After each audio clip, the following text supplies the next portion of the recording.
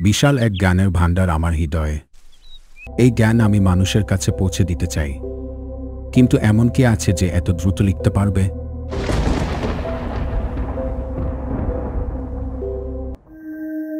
হে ঋষি বেদব্যাস, তোমার ইচ্ছা আমরা জানতে পেরেছি। গণেশ সেই কাজটি করতে পারবে।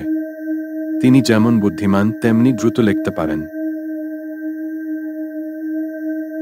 গণেশ দেবাদিদেব মহাদেবের পুত্র, কিন্তু তিনি তো এখনো বালক। তার ক্ষমতাকে ছোট করবেন না ঋষি। ধর তো দেখি আমায়। হে বালক, তুমি কি গণেশ? হ্যাঁ, আমিই গণেশ। আপনি কে? আমি বেদব্যাস, এক ঋষি। দেবতাদের আদেশে আমি তোমার কাছে এসেছি একটি বিশেষ কাজের জন্য। কি কাজ? আমি এক বিশাল গল্প রচনা করব যা মানবজাতির ইতিহাস ও জ্ঞান ধারণ করবে। আমি? এত বড় কাজ? হ্যাঁ, তুমি। কিন্তু তোমাকে একটি প্রতিজ্ঞা করতে হবে। আমি যখন বলা শুরু করব তুমি একটানা লিখে যাবে। কোনো প্রশ্ন করতে পারবে না, থামতেও পারবে না। ঠিক আছে, আমি রাজি। তবে আমারও একটি শর্ত আছে। তোমার শর্ত? আমার কলম যেন কোথাও না থামে। আপনি যা বলবেন তা যেন অর্থপূর্ণ হয়। যদি আপনার বলা কোনো কথা বুঝতে না পারি, অথবা যদি আপনার বলার গতি কমে যায়, তাহলে আমি লেখা থামিয়ে দেব। তোমার সাহস দেখে আমি মুগ্ধ হলাম বালক। তথাস্তু।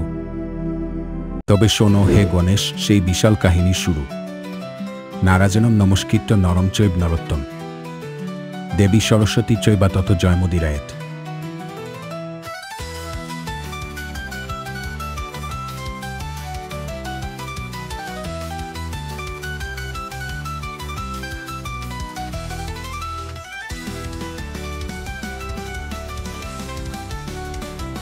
বাবা, এই তো এক মহাসাগর। এত দ্রুত বলছেন, একটুও থামছেন না। আমি দুঃখিত ঋষি, কিন্তু এই অংশের অর্থ আমার কাছে স্পষ্ট নয়। আপনি কি একটু ধীরে বলবেন? তুমি তোমার শর্ত মনে রেখেছ বালক। বেশ, আমি আবার বলছি।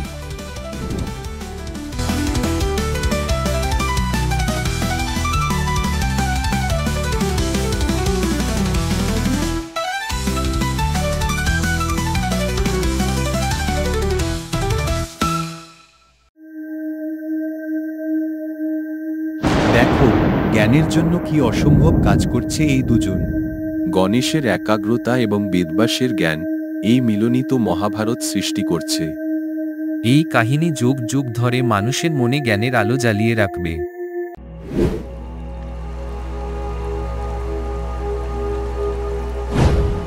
বাহ গণেশ, তুমি সত্যিই অসাধারণ। তোমার সাহায্য ছাড়া এই বিশাল গ্রন্থ লেখা কখনোই সম্ভব হতো না। আপনার গানও সমুদ্রের মতো ঋষি।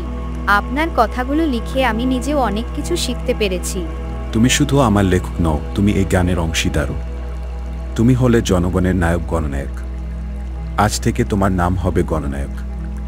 ধন্যবাদ ঋষি, আমাকে এত সম্মান ও সুন্দর নাম দেওয়ার জন্য।